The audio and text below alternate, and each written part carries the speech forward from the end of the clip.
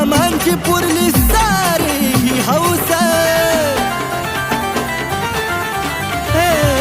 शिळ्या तुकड्यावर आधी काढायचो दिवस, कृपा मामांची पुरली सारी ही हौस।